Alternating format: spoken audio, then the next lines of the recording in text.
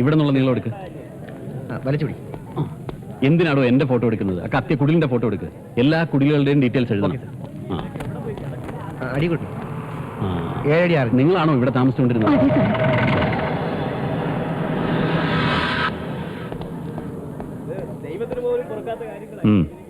സാറേ, ഞങ്ങളുടെ എല്ലാം നശിച്ചു. ഈ കൊല്ലാക്കൊല ചെയ്തവരെ വെറുതെ വിടരുന്നൊരു അപേക്ഷയുണ്ട്. ഞങ്ങളുടെ പിള്ളേരെ പട്ടിയെ തല്ലും പോലെ തല്ലി ചാച്ചത്. ഞാനൊന്ന് അന്വേഷിക്കട്ടെ. വേണ്ട ചെയ്യാം. ഇക്ബാൽ സർ, ഇവരൊക്കെ പറഞ്ഞുവിട്.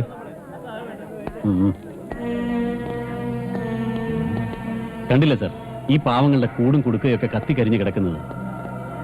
ഇക്ബാലിന് അല്പം മനസാക്ഷി കൂടുതലാണെന്ന് തോന്നുന്നു. ശരിയാണ് സർ. കോഴിക്കോട് വലിയങ്ങാടിയിൽ ഹിന്ദുക്കളും മുസ്ലിങ്ങളും തമ്മിൽ നടന്ന വർഗീയ ലഹള സാർ മറന്നിട്ടുണ്ടാവില്ല. അന്ന് എന്റെ ബാപ്പയെ കുത്തി മലർത്തുന്നത് കണ്ടു നിന്നവനാണ് സാർ ഞാൻ. മിസ്റ്റർ ഇക്ബാലിന് ആരെയൊക്കെയാണ് സംശയം? I mean, who is the person behind this ferocious calamities? എന്തുദ്ദേശത്തോടു കൂടിയാണ് ഇങ്ങനെ ഒരു ആക്രമണം അഴിച്ചുവിട്ടത്? Answer is simple and clear sir. Personal gain. ഇനിയും അറിയേണ്ടത് ആരുടേതാണെന്നല്ലേ? Vaniyamkulam Vishwam. Stop your rubbish. കാക്കിയിട്ട അഭിനിവേശക്കാരന്റെ പ്രൊബേഷണൽ പീരീഡിലുള്ള വിഡ്ഢിത്തം നിറഞ്ഞ അന്വേഷണ റിപ്പോർട്ട് അല്ല sir. I am sure what I said is the truth. That nasty fellow is behind all these calamities.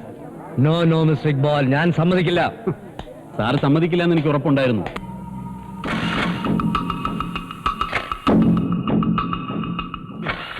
മുസ്ലിങ്ങളെ ഈ ഗവൺമെന്റും കഴിഞ്ഞകാല ഗവൺമെന്റും വെറും പ്രീണനങ്ങൾ കൊണ്ട് ഒതുക്കിയായിരുന്ന ഒരു ആരോപണം താങ്കൾ ഉയർത്താൻ എന്താ കാരണം? എടോ, കാട്ടിൽ കിടക്കുന്ന കാട്ടാനെ നമ്മുടെ സർക്കാർ പിടിച്ച് മെരുക്ക് നാട്ടിക്കൊണ്ടുവന്ന് കുട്ടിശങ്കരെന്നും കുമാരനെന്നും പേരിട്ടപ്പോ ഒരു ഒറ്റ ആനക്കെങ്കിലും മജീദെന്നോ മൈദീനെന്നോ പേരിട്ടോ? ഇതൊരു കാരണം. ഇതുപോലെ വേറെയുണ്ട് കാരണങ്ങൾ. പക്ഷെ അതൊന്നും ഞാൻ ഇപ്പൊ പറയുന്നില്ല.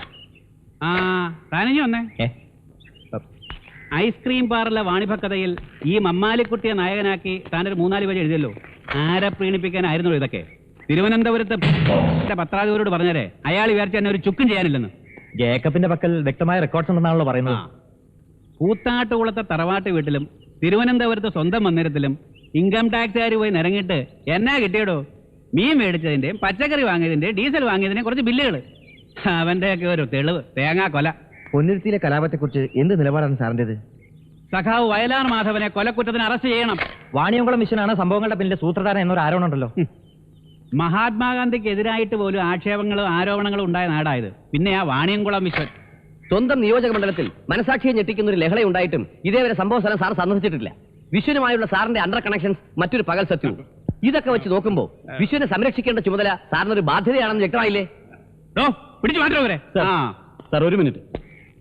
അങ്ങയെപ്പോലുള്ള ജനനായകന്മാരുടെ തിരുവായിൽ നിന്ന് വീഴുന്ന ദൈവതുല്യമായ വാക്കുകൾ സാധാരണ ജനങ്ങളെ അറിയിക്കാനുള്ള ബാധ്യത ഇവർക്കില്ലേ സാർ? കുറച്ചുകൂടെ മാന്യമായിട്ട് പെരുമാറണം. ഉപദേശം ഒന്നും വേണ്ട, പറയുന്ന അനുസരിച്ചാൽ മതി. സോറി സാർ, ഞാൻ ഈ പത്രക്കാരെ പിടിച്ച് പുറത്താക്കിയിട്ട് വേണം നാളത്തെ പത്രത്തിൽ ഇവന്മാർക്ക് വെണ്ടക്കാൻ നിർത്താൻ.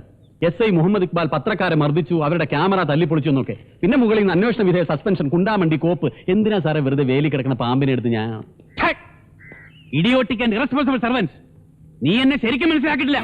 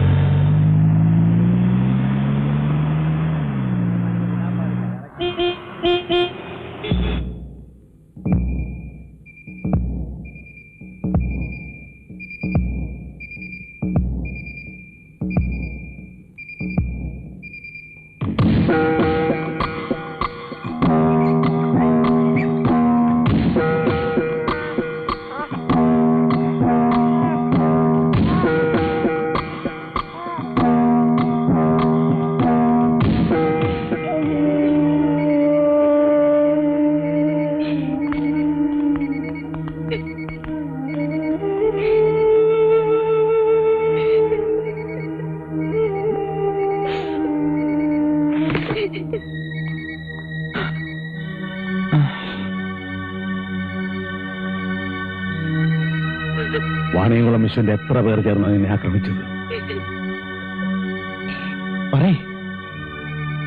പറയാൻ എത്ര പേരുണ്ടായിരുന്നു? ആരുമില്ലായിരുന്നു. പിന്നെ പിന്നെ ആരാ? ഒരാൾ. ആരാണവൻ? ആരാണവൻ? പറയാൻ.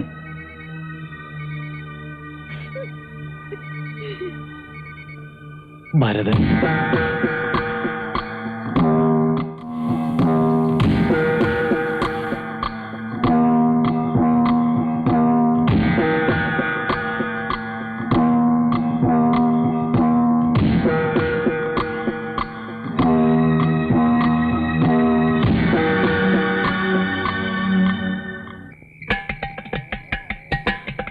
കൊച്ചിന്റെ കച്ചവടക്കട കാച്ചലും ചേനയും എല്ലാം ഒരു കട ഈച്ചര പച്ചര എന്ന് വിളിക്കുന്ന വീലാണ്ടം ഗോവിന്ദ. മണ്ടന മരുന്നെന്ന മുണ്ട ഇത് ചങ്ങനാശ്ശേരിയിലെ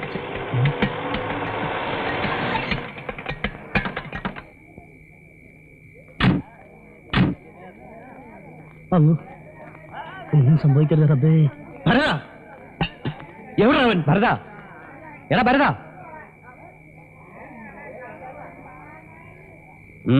എന്താ വേണ്ടത്?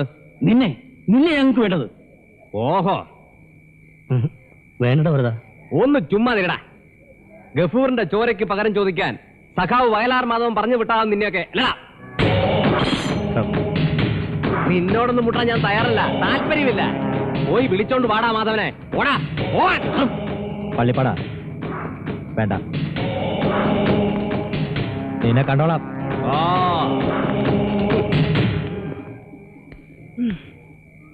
ചോര തിളയ്ക്കുന്ന മാധവൻ സഖാവ് വരട്ടെ, എന്നിട്ടാവാം.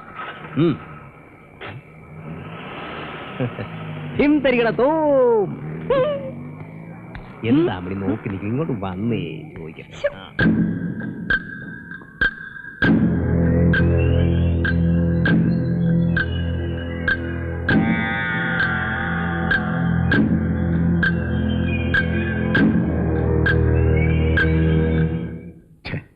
കഷ്ടം. ഇനി എനിക്കറിയാം എന്താ വേണ്ടതെന്ന്. അവനൊന്ന് തുമ്മിയപ്പോ വീറും വാശിയൊക്കെ തണുത്തുറഞ്ഞ് ശരീരം ആ സകല ആലല പോലെ വിറച്ചുപോയല്ലേ.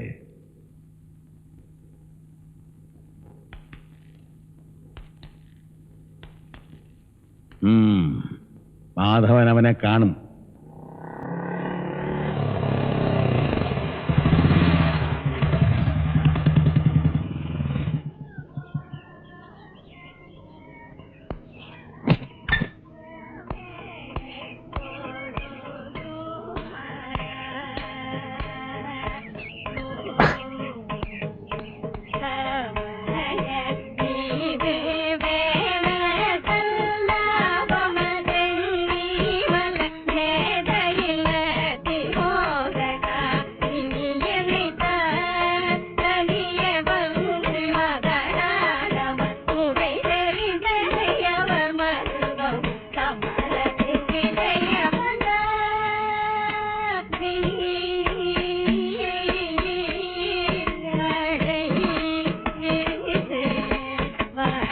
ചുവട് പിഴച്ചല്ലോ മോളൂട്ടിയെ. അതങ്ങനെയല്ല. എനിക്ക് ഈ ക്ലാസിക്കൽ ഡാൻസ് എന്ന് പറയുന്ന സാമാനം കാണുന്നതും കേൾക്കുന്നതും വെറുപ്പാ എന്നാവും കുട്ടി വിചാരിക്കുക. എന്നാ സത്യം അതല്ല. ഞാനും ഒരു എളിയ ആസ്വാദനാണേ. അതല്ല ചോദിച്ചത്, നിങ്ങൾ ആരാന്നാ? അത് കണ്ടിട്ട് മനസ്സിലായില്ലേ? കണ്ണും മൂക്കും മജ്ജയും മാംസമൊക്കെ ഉള്ളൊരു മനുഷ്യനാണെന്ന്. ഇവക്ക് കണ്ണും കാണത്തില്ലേ? കഷ്ടം. ഇവളോ? ഇയാൾ എന്നെ മടി കിടത്തി വളർത്തിയത്? മടി കിടത്തിയാ കൊള്ളാവുന്നുണ്ട്.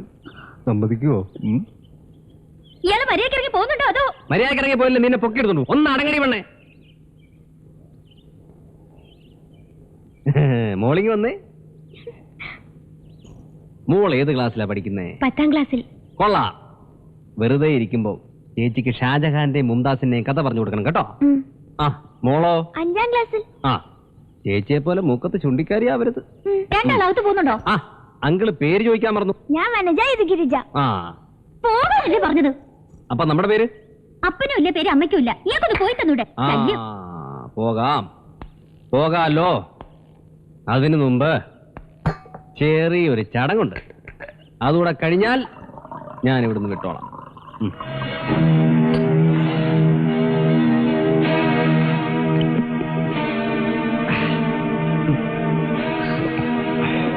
ഉമ്മറത്തെ കിണ്ടിയിൽ എന്തിനാ വെള്ളം വെച്ചിരിക്കുന്ന അറിയില്ലേ? അറിയാലോ. ഇതുപോലെ കാലാപ്പാനി കഴിക്കുകയും ചെയ്യാം, ഐശ്വര്യമായി കാല് കഴി ഉമ്മറത്തേക്ക് കയറുകയും ചെയ്യാം. ഇയാൾക്ക് സാമാന്യ ബോധം പോലും ഇല്ലല്ലോ. ഇത് ഞാൻ എങ്ങനെ സഹിക്കും? ആ പിന്നെ അച്ഛൻ നമ്പൂരിപ്പാട് വരും പറയണം ഭരതൻ വന്നിരുന്നു. ആര് വന്നിരുന്നു? ഭരതൻ വന്നിരുന്നു. ഇനിയും വരാം.